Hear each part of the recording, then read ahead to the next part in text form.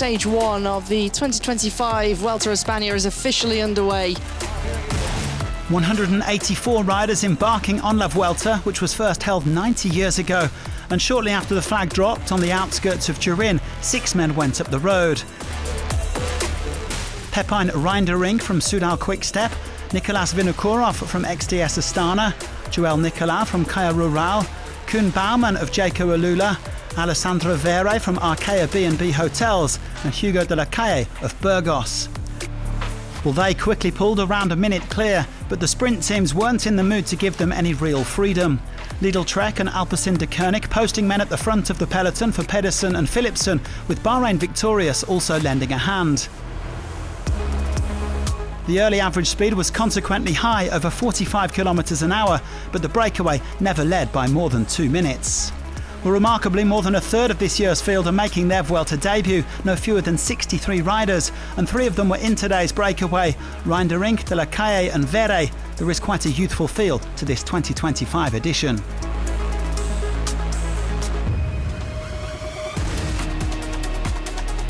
The day's only climb, La Serra, which also featured in this year's Giro, came with more than 120k still to ride. There was a bit of action in the breakaway, with Reindering going from distance to try to get those KOM points. Vere, though, hit back to take the maximum 3-point haul. Alessandro Vere, well, he's made a good recovery, bridging across, and the Italian on home soil wants to try and finish today's stage on the podium. Vere becoming the first king of the mountains of this Vuelta 25. The gap steady at around 2 minutes as they approach the intermediate sprint in Valdengo. After missing out on the polka dots, Reindering also tried to anticipate before the sprint. The Dutchman was joined by Vinokourov, but took the maximum 20 points plus 6 bonus seconds. A few kilometres later, it appeared to be game over for the breakaway, with the peloton closing fast. But one man decided to prolong his stay up at the front. De la Calle, last year's under-23 Spanish champion, forging on solo for Burgos, and the sprint teams were happy to let him lead the way into the final 50k.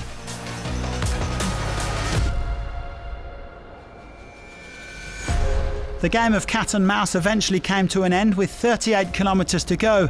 Lidl Trek's Emmanuel Gebrezagier setting the pace now as de la Calle was swallowed up. It was then a question of remaining super focused on the run into Novara, especially with the GC teams upping the pace. Under the Flamme Rouge, and it's Pierre-André Cote who's on the front currently. Look at the way that he's completely emptying the tank here. Lotto are in the perfect position here. They go through this little pinch point here into the final, sitting third wheel. It's Elia Viviani. Ethan Vernon's there, as is Jake Stewart. A little bit further back is the trio from Alpecin de Koning now. Alpecin de Koning sitting here really good. They still have 2 guys in front of Jasper Philipsen, and they're starting it now. This is going to be a train that's going to be unstoppable. Jasper Philipsen with the ideal position to go for the sprint. Viviani is on the wheel, and at the moment Lidl Trek trying to come from behind. It's already Mads Pedersen having to move up by himself. Pedersen's got a lot of work to do. Maris Mikkels likewise. Right now is Jasper Philipsen who is in the hot seat, waiting, ready to pounce. Now it's Ethan Vernon who strikes early. Can Vernon get round Jasper Philipsen? Philipsen has the shorter line. He comes into the finish, no doubt. Jasper Philipsen wins his 4th stage here on Italian soil. What a perfect way for Philipsen to bounce back after his tour was cut short. The Belgian won the opener in Lille, only to crash out with a broken collarbone on stage 3. But he's back and on form, taking red for the first time after landing his 4th Vuelta stage win.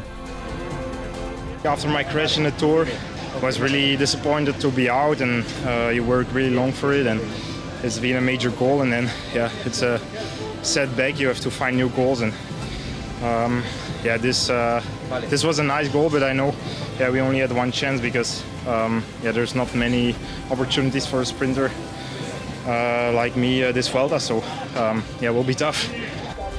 Philipsen taking his 4th win of the season ahead of Ethan Vernon and Orluis Aular, followed by Elia Viviani and Ivan Garcia Cortina. Pedersen was finally 14th. Philipsen leads the GC by 4 seconds from Vernon, while Reindering and Vinokourov are both inside the top 5 thanks to the time bonuses they took at the intermediate sprints. Philipsen also on top in the points classification, taking 50 for his win, although he will lend the green jersey to Reindering tomorrow. Vere is the early king of the mountains. He'll be taking the polka dot jersey up Limonte Piemonte tomorrow for the race's first summit finish. And Vernon will be in the white jersey as the best young rider ahead of Reindering and Vinokourov.